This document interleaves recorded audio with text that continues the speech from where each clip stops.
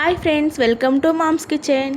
ఈ వీడియోలో నేను విలేజ్ స్టైల్లో అద్దిరిపోయే చేపల పులుసుని చూపించబోతున్నాను. ఈ చేపల పులుసులో నేను బెండకాయలు వేసి చేశాను. ఇందులో కావాలంటే మామిడికాయ ముక్కలు కూడా యాడ్ చేసుకోవచ్చు. టేస్ట్ మాత్రం అద్దిరిపోతుంది. ఒక్క ముద్ద కూడా వదలకుండా అన్నం మొత్తం తినేస్తారు. దీనికోసం నేను కేజీ చేపలు తీసుకున్నాను. చేపలు నీసు వాసన ఉండకుండా నిమ్మకాయ ఉప్పు వేసుకొని కొద్దిసేపు అలాగే వదిలేయాలి. 5 నిమిషాల తర్వాత వాటిని శుభ్రంగా కడుక్కోవాలి.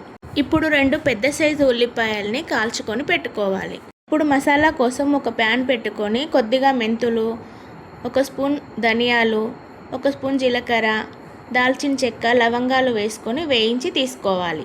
ఇవి చల్లారిన తర్వాత మిక్సర్ జార్లోకి వేసుకొని మెత్తని పౌడర్లా చేసుకోవాలి.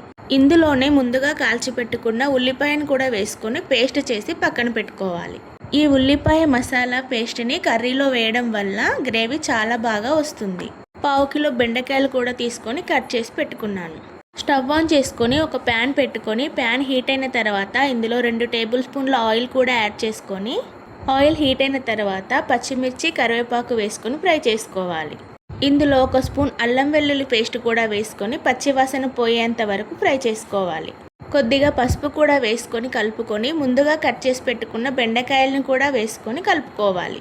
బెండకాయలు ఒక 2 నిమిషాలు ఫ్రై అయిపోయిన తర్వాత ఇందులో ముందుగా రెడీ చేసి పెట్టుకున్న ఆనియన్ మసాలా పేస్ట్ని కూడా వేసుకొని బాగా ఫ్రై చేసుకోవాలి. ఇప్పుడు ఇందులో 2 టేబుల్ స్పూన్ల కారం కూడా వేసుకొని కలుపుకోవాలి. మసాలా అడుగంటకుండా కొద్దిగా వాటర్ యాడ్ చేసుకోవాలి.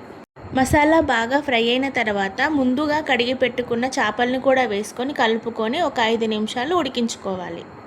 మసాలా అంతా చేప ముక్కలకు బాగా పట్టిన తర్వాత ఇందులోకి చింతపులుసును కూడా యాడ్ చేసుకొని టేస్ట్కి సరిపడా ఉప్పు కూడా వేసుకొని ఒకసారి కలుపుకొని మూత పెట్టి ఒక 15 నిమిషాలు ఉడికించుకోవాలి.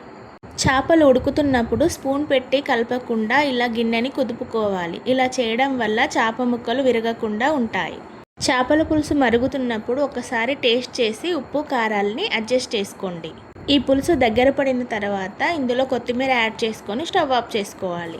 ఎంతో టేస్టీగా ఉండే చేపల పులుసు రెడీ అయిపోయింది. ఇది వేడి వేడి అన్నంలో వేసుకొని తింటే ఆహా సూపర్గా ఉంటుంది. లవర్స్, ఈ వీడియోకి ఒక లైక్ చేయండి.